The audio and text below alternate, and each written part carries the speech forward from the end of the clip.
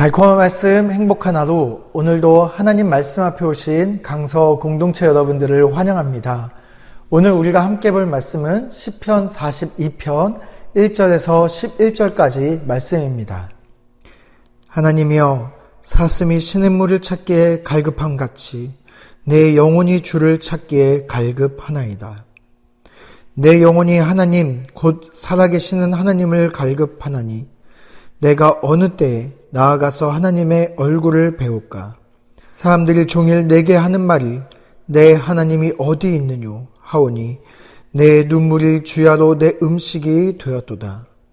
내가 전에 성의를 지키는 무리와 동행하여 기쁨과 감사의 소리를 내며 그들을 하나님의 집으로 인도하였더니 이제 이 일을 기억하고 내 마음이 상하는도다.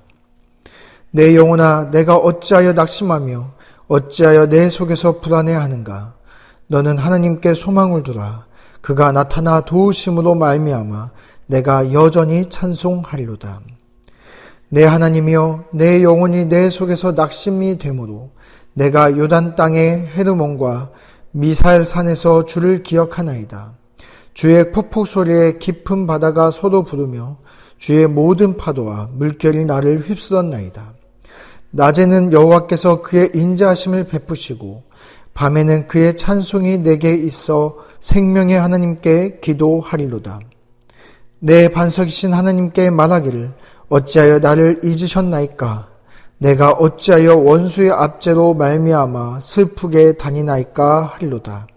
내 뼈를 찌르는 칼같이 내 대적이 나를 비방하여 늘 내게 말하기를 내 하나님이 어디 있느냐 하는도다. 내 영혼아, 내가 어찌하여 낙심하며 어찌하여 내 속에서 불안해하는가? 너는 하나님께 소망을 두라. 나는 그가 나타나 도우심으로 말미암아 내 하나님을 여전히 찬송하리로다. 아멘. 네, 오늘 우리가 많은 시편 말씀 중에서도 성도님들의 많은 사랑을 받고 있는 시편 42편 말씀을 우리가 함께 읽었습니다. 깊은 탄식과 그리고 소망을 교차하면서 계속해서 이야기하고 있는 시편 42편 말씀 중에서 특별히 1절은 그 시인의 깊은 탄식과 함께 이 시가 시작되고 있음을 우리가 볼 수가 있습니다. 1절 말씀해 보면요. 하나님이여, 사슴이 시냇물을 찾기에 갈급함같이 내 영혼이 주를 찾기에 갈급하나이다. 하나님이여 하면서 시인은 지금 하나님을 찾고 있는 그 갈급한 마음으로 이 시를 시작하고 있습니다.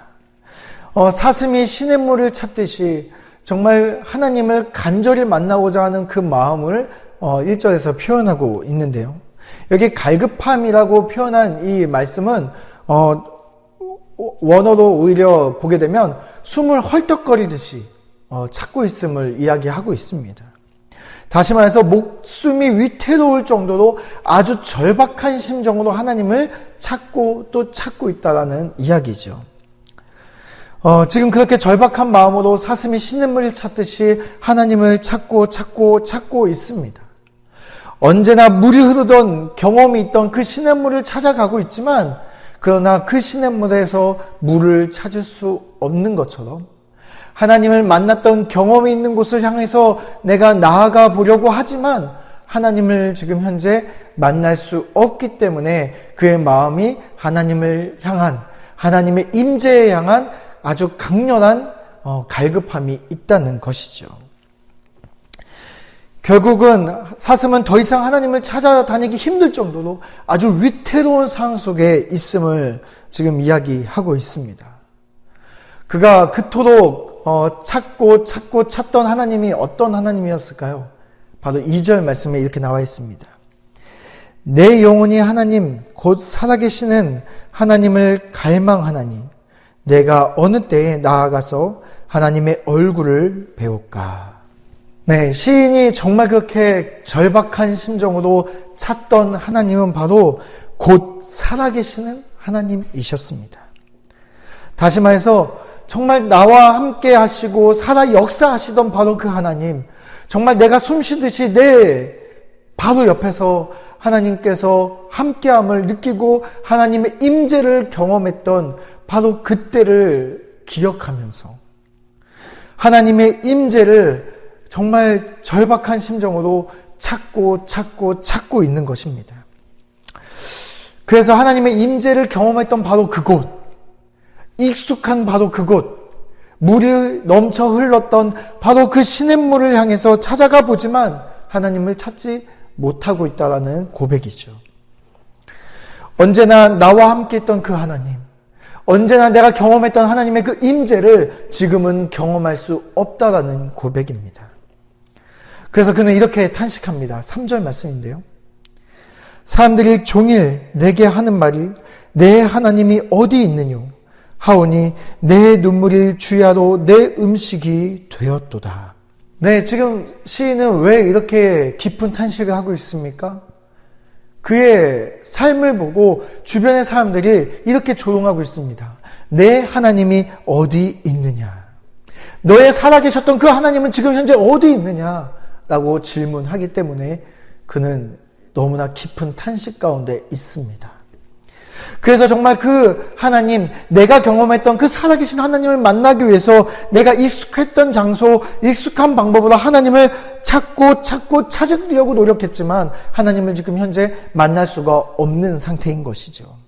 그래서 그는 시냇물 같았던 하나님, 정말 날마다 나에게 공급하셨던 그 하나님을 경험할 수 없고 오직 그 시냇물이 아닌 자신의 눈물만을 삼키며 하루하루를 보내고 있습니다.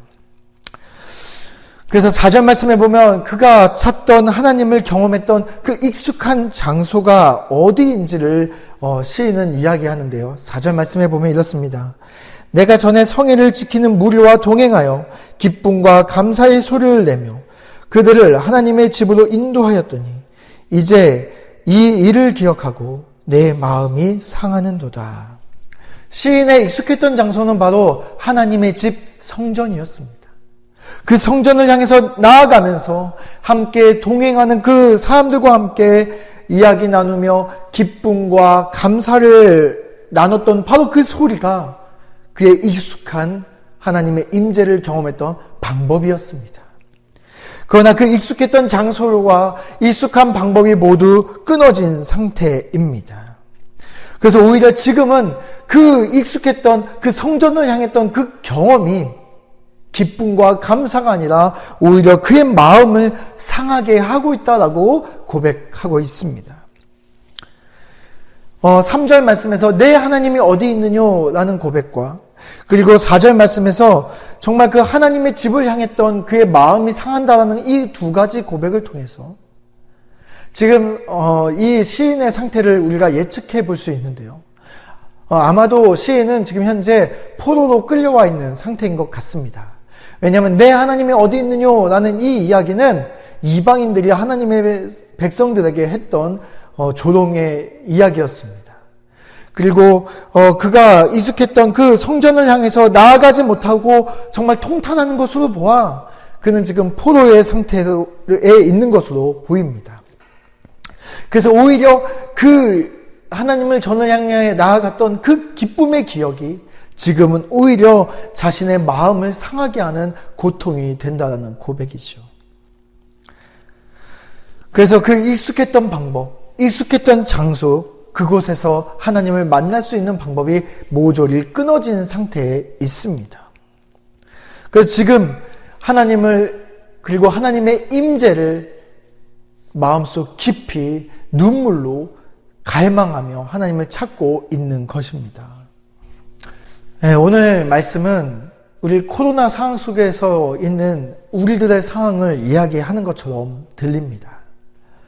모든 익숙했던 방법, 하나님을 만날 수 있었던 하나님의 임재를 경험했던 모든 방법이 제약을 받고 있는 이 상황 속에서 정말 우리가 예배에 나아갈 수 없고 교회에 모일 수 없는 이때에 그리고 성도 간의 교제가 끊어져 있는 바로 이때를 살아가는 우리들에게 오늘 말씀은 굉장히 중요하게 우리에게 해주는 말씀이 있습니다.